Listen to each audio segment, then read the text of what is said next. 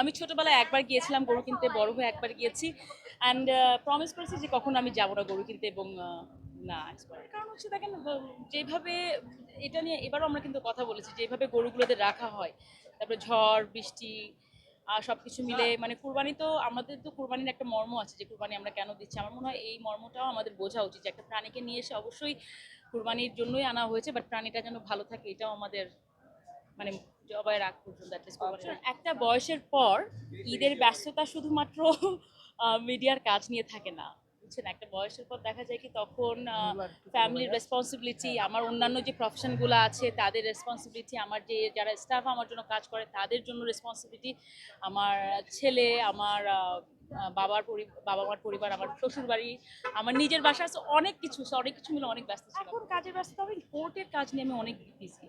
আমি যতখানি বিজি আমি বেশিরভাগই কোর্টের কাজ নিয়ে, এবং তাছাড়া মনে করি যে এখানে আসলাম একটু পরে একটা শোতে যাব, কালকেও একটা প্রোগ্রাম আছে, টুকটাক তো থাকেই। এটা প্ল্যাটফর্মে কাজ করার কারণের থেকে বড় হচ্ছে আমার মনে করেন একটা মানুষ বলে না আশরাফুল মাখলুকাত এবং মানুষ সৃষ্টির সেরা জীব। সো সেখান থেকে একটা মানুষের অনেক পোটেনশিয়াল আছে, ট্যালেন্ট আছে। সো আমি যদি পারি বিভিন্ন প্ল্যাটফর্মে বিভিন্নভাবে নিজেকে ভাঙতে, ওয়াই নট? কারণ আমি মডেলিং করেছি, মডেলিং করি, উপস্থাপনা করি। আমি তাছাড়াও আমার লিগ্যাল প্রফেশনে আছি এবং তাছাড়া আমি আমার বিজনেস আছে। সব কিছু মিলে আমার সব কিছু ঠিকঠাক নিয়ে ব্যালেন্স করতে আমি পছন্দ। যারা আসে তাদের জন্য সবচেয়ে বড় পরামর্শ যে আপনারা ধৈর্য রাখবেন, ভাইরাল হওয়ার চিন্তা করবেন না, এবং ফেসবুক, টিকটক, ইনস্টাগ্রাম থেকে মনিটাইজ পেজ থেকে টাকা ইনকামের থেকে আপনি লিগ্যাল বলতে কি আমি বলছি যে পড়াশোনা করার পাশে এটা যদি ফেসবুক আজকে নাও থাকে, সোশ্যাল মিডিয়া নাও থাকে, আপনারা যেন ভালো একটা প্ল্যাটফর্মে থাকতে পারেন সেই চেষ্টাটা করবেন।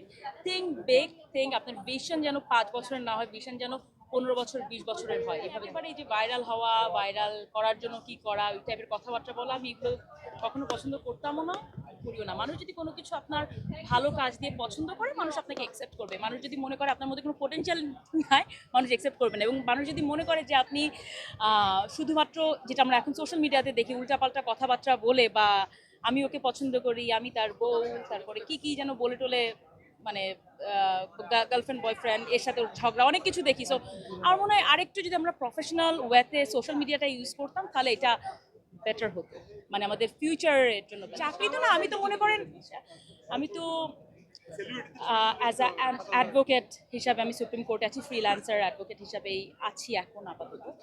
এবং তাছাড়া আমার সংসার, তো আমি বিয়ে করেছি 11 বছর প্রায়, এবং তাছাড়া আমি এখন মডেলিং তো ছোটোবেলা থেকেই করছি। ইচ্ছা করলে অ্যাকচুয়ালি ব্যালেন্স করা সম্ভব, টাফ, কষ্ট হয়। যেমন আমার একভাবে ফোন আসতেছে, আমার একটা লাইভে যাওয়া লাগবে, সো আমার এখন যেতে হবে, বাট করা সম্ভব।